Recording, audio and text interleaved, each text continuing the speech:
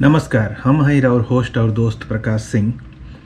ऐसे तो हम कभी भी भोजपुरी के अलावा कोनो और टॉपिक पर बात ना करेनी और ज़्यादातर हम खाली अमेरिका के ही दिखाए नहीं, काहे कि हमार मकसद ये है बाकी रउआ लोग के अमेरिका दिखाई। लेकिन आज हम थोड़ा अपन मेन मुद्दा से हट के कुछ बात करें, काहे कि आज हमार दिल बहुत आहत बा। जौन कुछ भी भइल है कल 26 जनवरी के, ओकरा के देख के सब भारतीय दुनिया में जहाँ कहीं भी जे केहू जहाँ भी रहेला लोग, सब लोग बहुत बहुत बहुत शर्मसार बा। उ जौन भइल बा उ ना होखे के चाहत रहे और जौन हो गइल उ माने हमनी के ओसे ज़्यादा बेइज्जती नइखे हो सकत। भारत के हमनी के अपन माई कहे निसन। अगर भारत हमनी के माई हिय त झंडा माई के कपड़ा होला आ केहू अगर उ कपड़ा के उतार के लाल किला पर से फेंक देलक है, ओकरा ऊपर अपन पीला रंग के खालिस्तानी झंडा लहरा देलक, त ऐसे बड़ा शर्म के बात हमनी खातिर कुछ नहीं खे।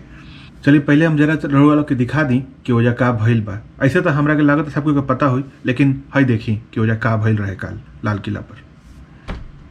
कृषि सुधार कानूनों का विरोध करने वाले किसानों ने उस वक्त सारी हदें पार कर दी जब उन्होंने उस जगह पर अपना झंडा फहरा दिया जहां 15 अगस्त को प्रधानमंत्री तिरंगा फहराते हैं।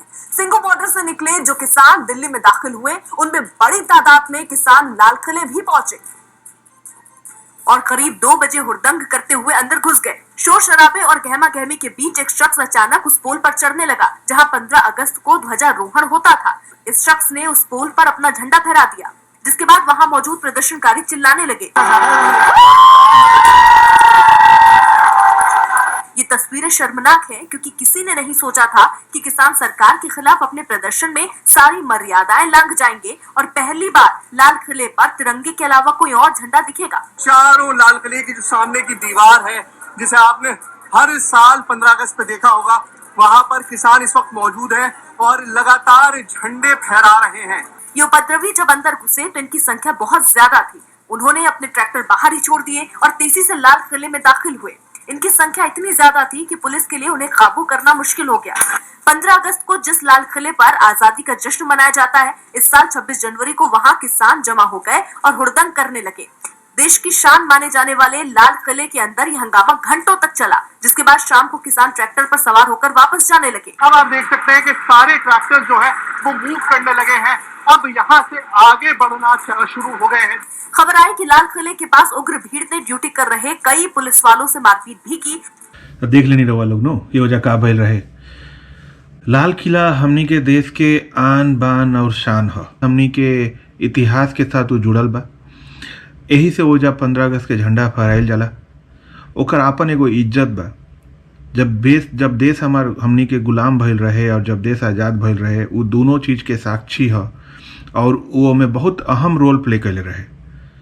हमनी के सबसे अंतिम राजा बहादुर शाह जफर के भी वही जा से गिरफ्तार करल गल रहे और ओकरे बदला लेवे खातिर पंडित नेहरू वही जा झंडा फहरैले हैं, काहे कि वो हमनी के सभ्यता, संस्कृति और हमनी के इज्जत के प्रतीक रहे और अभियो बा। और जब सुभाष चंद्र बोस भी जब दिल्ली चलो के नारा देले रहे हैं तो उनको एगो सपना रहे कि लाल किला पर जा करके हम झंडा फहराएं, और आज वो लाल किला पर खालिस्तानी सब अपन झंडा फहरा दिलान सन, हमनी के देश के झंडा उतार के। तो अगर रउआ लोग कहीं से भी गलती से कैसे भी अगर किसान मूवमेंट के एक घड़ी सपोर्ट करत तनी सन और रउआ लोग सोचत तनी कि ना एमे केकर गलती बा केकर ना, कम से कम ई जौन चीज़ भइल बा लाल किला के ऊपर, एकरा के सपोर्ट मत करी लोग। अगर सपोर्ट करत तनी तो हमार चैनल के अनसब्सक्राइब कर दी लोग। हम ई चीज़ के बिल्कुल ही सपोर्ट ना करेनी और हम कभी ना करें। ई देश के बेइज्जती है, ये हमनी के पूरी तरह से शर्मसार करे वाला घटना है। तो एक जितना भी हम निंदा करें, एक खातिर गवर्नमेंट ओकनी सबके साथ जौन करे के बाद तौन करे। हम पूरी तरह से सरकार के साथ बनी और हम देखे के चाहतनी कि अगला कुछ दिन में गवर्नमेंट पर बहुत ही ठोस कदम उठाए और बहुत सख्त एक्शन ले। और अभी तक अपन हक के बात करत करत ओकनी के ई हद तक चल गए सन कि पुलिसों के अपन कानून व्यवस्था के तो हाथ में लेबे कैलन सन, अब पुलिसों के ऊपर ओकनी के प्रहार करके पुलिसों पर हमला कर दिलन सन। जब ये वीडियो देश के बाहर जाला तो देश के कितना बदनामी होला, देश के कितना बेइज्जती होला, ये केहू ना सोचलक ये बात के। देखिए अभी आप भी हम दिखाओ तनी ओकनी के पुलिस के साथ का कैलन सन। लाल किले में घुसने के बाद किसानों ने सबसे पहले पुलिस वालों पर हमला किया और उन्हें बुरी तरह से पीटना शुरू कर दिया। शांतिपूर्ण प्रदर्शन की बात करने वाले प्रदर्शनकारियों की मार से बचने के लिए पुलिस वाले हाथ जोड़ने को मजबूर हो गए। जान बचाने के लिए पुलिस वाले दीवार फांदते हुए दिखे। दीवार की दूसरी तरफ करीब 10 फीट की गहराई थी। कुछ पुलिस वाले तो दीवार फांदने के चक्कर में ऊंचाई से गिर भी गए। ये वीडियो किसी ने मोबाइल से रिकॉर्ड किया, जिसमें प्रदर्शनकारी की गुंडागर्दी साफ दिखी। काफी देर तक हंगामा करने वाले पुलिस के जवानों को पीटते रहे। इस बीच कुछ किसान तो ट्रैक्टर लेकर ही लाल किले के अंदर दाखिल हो गए। ट्रैक्टर इस तरह दौड़ाने लगे जैसे पुलिस वालों को कुचलने की कोशिश कर रहे हो। बचने के लिए कुछ पुलिस वाले पास का गेट खोलने की मशक्कत करते दिखे। जैसे ही गेट खुला, पुलिस वाले भागने लगे। जान बचाने के लिए दौड़ते पुलिस वालों को देख हंगामा कर रहे लोगों ने उनके पीछे दौड़ना शुरू कर दिया। वीडियो में साफ दिखा कि आंदोलन के नाम पर उत्पात फैलाने में लगे इन किसानों को न तो कानून की मान और न ही पुलिस की वर्दी का कोई लिहाज। बड़ी संख्या में पुलिस वाले इस हिंसा में जख्मी हो गए। तो अब एकरा खातिर अब जॉन एक्शन लियल जाऊ कम हुई और हम सरकार से एकदम से निवेदन करतनी, हम साइड से भी लिखेम, हमारा साथ जॉन भी आदमी हमारा साथ संगे आवे वाला बा, हम ओकरा साथ मिल करके आगे ये बात के बोलेम कि उ लोग के साथ सख्त से सख्त एक्शन लियल जाओ।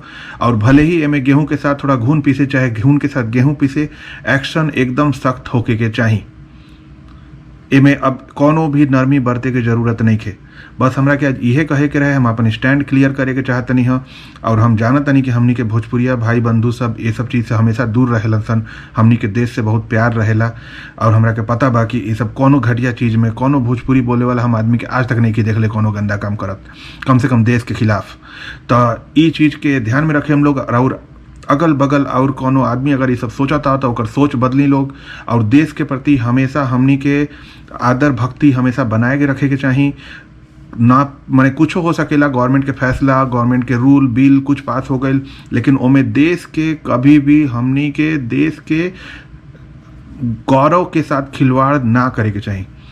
देश के अगर हमनी के शर्मसार करत तनिसन, उसे गंदा कुछ नहीं हो सकत। ठीक बा, तो यही बात के साथ हम अब रखतनी। हम फिर आएम अगला वीडियो के साथ, जैसे हम नॉर्मली आवे नहीं। तब तक खातिर जय हिंद, जय भारत और आप सबके जीवन मंगलमय हो। चलिए बाय, नमस्कार।